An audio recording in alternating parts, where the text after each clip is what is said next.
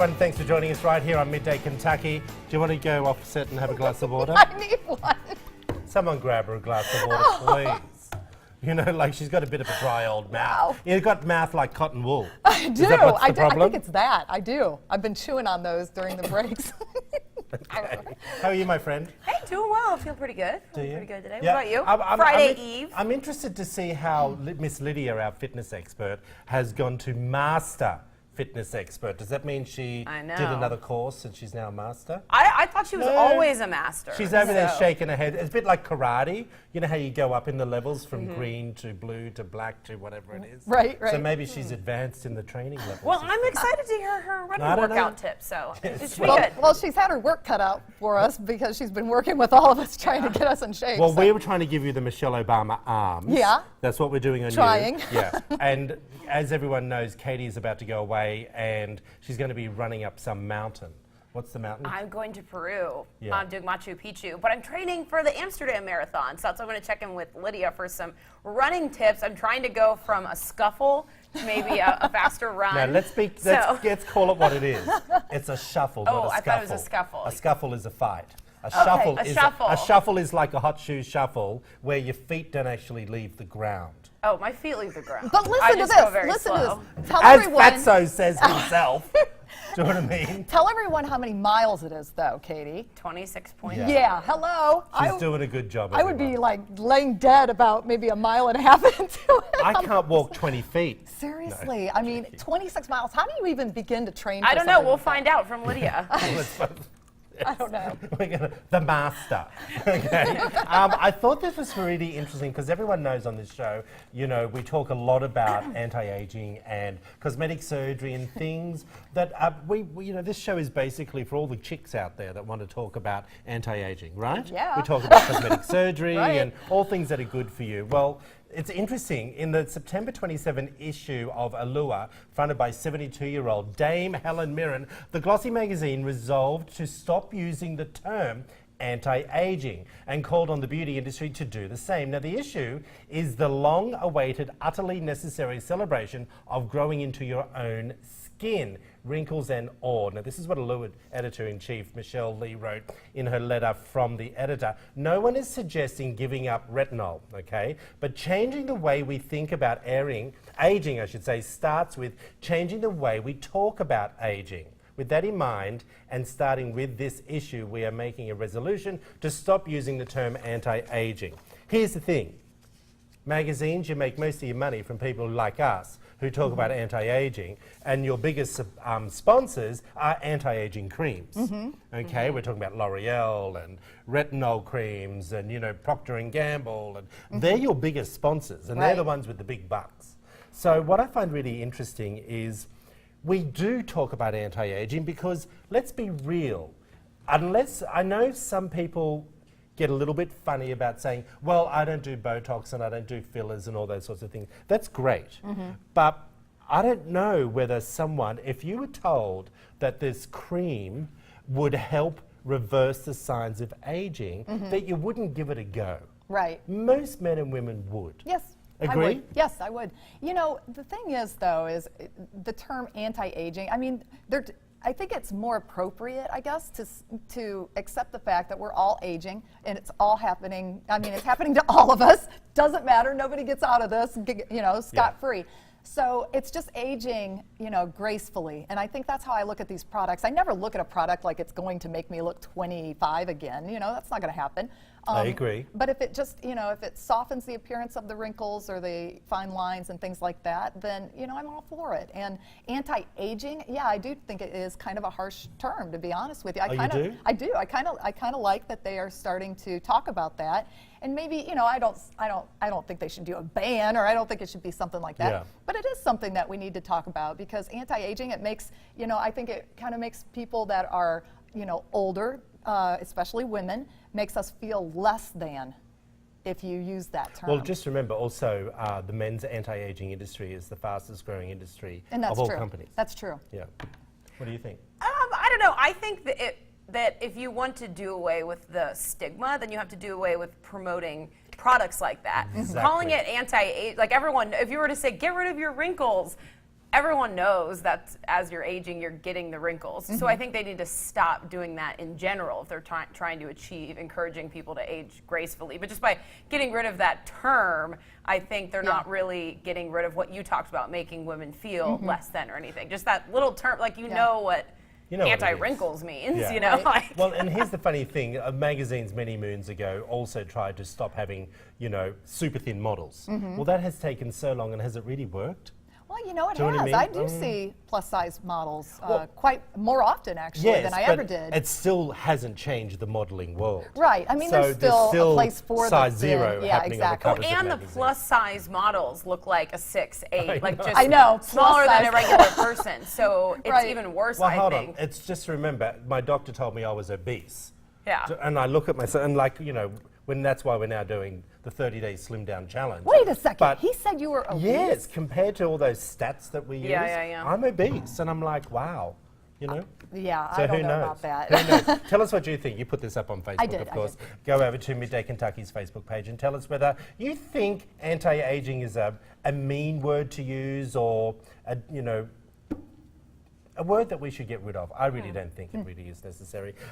Now, Katie, we're talking about affair proofing. Okay, what does that mean? Yeah, this was interesting. I saw a blog post online, and I wanted to get your guys' take. They say the key to affair-proofing your marriage, of course, is being open and having honesty between the couple. But they say the most important thing to be honest about is being attracted to other people, that you should tell your partner about it when you see, this blogger even said, for example, if a new woman moves in down the street and the husband thinks she's hot, you should just say it. Really? So then you can have a dialogue about it. What do you think? I Lisa's only married find one. I find this really funny. Funny in what way? Funny in the fact that I don't think I could do this with Doug and without him having his feelings hurt, and vice versa. I don't think he could do that with me without my feelings. But do you think hurt so? with that. This article is arguing that then that's just being naive. It says the important thing is to recognize that although you're married, you're both still sexual beings. So you will have attraction to other people. Right. So by ignoring it, it's still there. Right. Even if you would never act on it. So they're saying you should talk about it. But I don't know. I don't think I would ever want to talk about that. But I think, we know that there's other people that are attractive around us all the time. We see that. We're human. We know. It's kind of a given with us. We focus, I think, That at you least find I other like, people attractive? It's a given? Yeah, and he does too. He works with beautiful women all the time, and Where? here. Hello, Miss Katie. He's being so mean. But I think we focus our time, when we're together, we focus it more on what can we do to build each other up. And I don't think that would build us up. If he's like, gosh, Katie's hot today. I just would, No, how would that well, make let me me just feel? say, I would think that like might be it. an overstretch. I think this study is more about being open and honest. That, let's be clear. When you see your husband, I'm talking as a woman now, who's walking down the street with you, and a hot chick walks past, right, and they turn their heads, that upsets you more than if he said to you, hey Lisa, she's got a really good set of pins, or no, isn't they she both would gorgeous? hurt me. I would not like Really? it. Yeah, but you know what? We kind of do our thing where we have our celebrity that we think is attractive. everyone has So that, that's kind of our go-to. Well, who is your celebrity crush? Now you open that door, my friend. Thor, Chris Hemsworth. You got a thing for the Aussies, I see. And but What's Doug's? His is Catherine Zeta-Jones. Okay. oh, she's beautiful. That's okay, Yeah. yeah, she is gorgeous. So I don't those know. are two. Look, I honestly think it's okay to look. I think if you have a relationship that can stand that conversation, it says a lot about your relationship. I think if you hide that, We don't hide it. It's just not Well, something I we choose know. to talk about. You know what I mean? It's just, we got other things. So what are they to saying? talk What's about. the result of this? That your Well, they're relationship's just saying that insecure? you will, if you want to affair-proof your marriage, you have to be open and being able to discuss attraction to other Well, I people. think, I is think what the they say. discussion is different to having an open relationship. Do you know what I Well, mean? right, but they're saying that encourages affairs.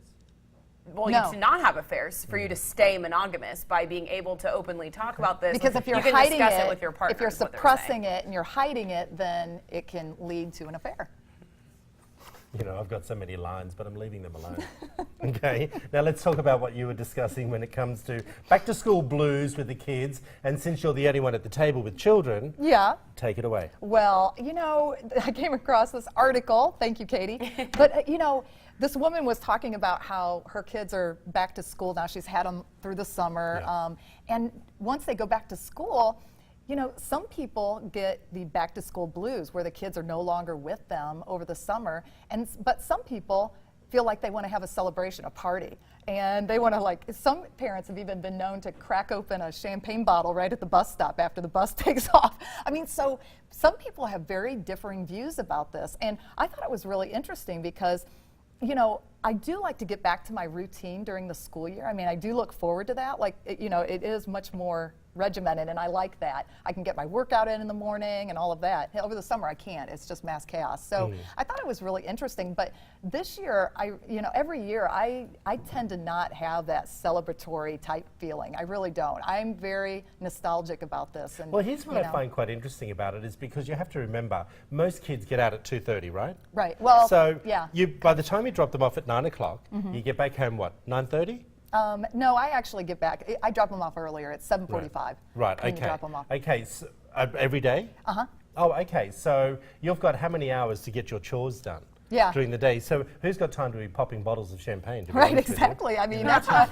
Like, Well, and seriously. even I just miss them. You know, I just miss having you? them around. I do. I do like having my breaks and whatnot, especially when they were babies. When they were babies, Doug and I, you know, when his parents would come to stay with us, oh, we look forward to it so much. And when they'd get there, we literally would be skipping out of the house, just going anywhere to try to get a break. You know, because babies are very demanding. Toddlers I are got too. you. So, So but what's the premise of the story? So, I mean, it's just basically that debate. She's like, you know, she's kind of going through it. She used to celebrate. Now she's kind of gotten to a point gotcha. where she's not now. And she's starting to see the nostalgia of it. And, you know. Okay, But well, I hate the like shaming you see of some moms. I think some people are nostalgic or going through the back to school blues, like you Yes. said, and then some moms are really happy for the kids to go back and I think have the that kids are time. happy. And then I've seen moms post pictures like the popping champagne or whatever, Right. and then people respond saying, "You don't love your kids," blah blah blah. Right. But I don't think that that's true. I think Yeah, that I you can don't be think happy so to have either. some me time again. And I think a little bit of it is like tongue in cheek. You know, Yeah, it obviously is. you love your kids, but is. I don't know. Yeah, All right, that's well, true. I think us- it's interesting. Tell us what you think. Head over to our Facebook page at Midday Kentucky. You'll see this article up there. And Katie, we're talking about the size of engagement rings and whether it is good or bad depending on the size of the ring. Yeah, I whether you- wanted to get your guys' opinion on this. This kind of went viral earlier in the week. A woman had posted online basically being upset that her fiance only spent a little over $1,300 on an engagement ring. And she said that's basically not acceptable because he makes well over 6 figures a year and she should have a bigger ring. What do you guys think? What's the norm here? Wow. You know, okay, yeah.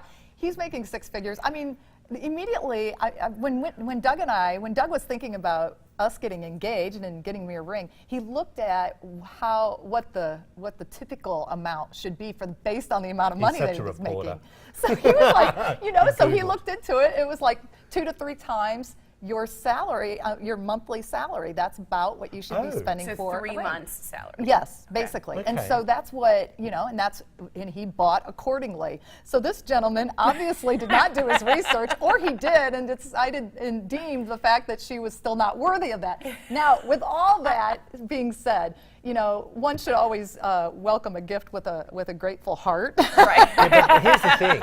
On that 100,000, you take tax out of it. Right. Then he could have student Well, loans. she as said it is well executive. over 100,000. Yeah, I don't Yeah. believe all that. And just remember, most people who are earning that sort of money and then obviously progressing their career would normally buy their wife an updated engagement ring 4 or 5, 10 years into the marriage. I Yeah. wouldn't So bank I on actually that. think No, because these people, that's true. I believe, are in their mid-30s, like later Yeah. in life, getting married. They're settled, Yeah. good jobs.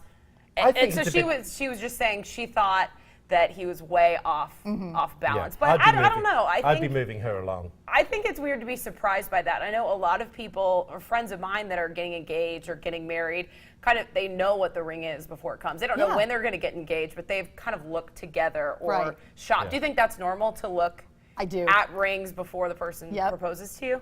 Yes. You know, it does. The whole idea of engagement is that it's you say you're going to get engaged, and then you present your fiance with the ring. I don't believe in women going to have a look at the ring. It's something that a man should do. We I gotta like look that. Yeah. You're a I true really do. romantic. Yeah. No, I just don't think. I think this whole modern day things get a bit out of hand, really. You know? Okay, up next, we will learn more about the Woodland Art Fair. I was going to say art affair.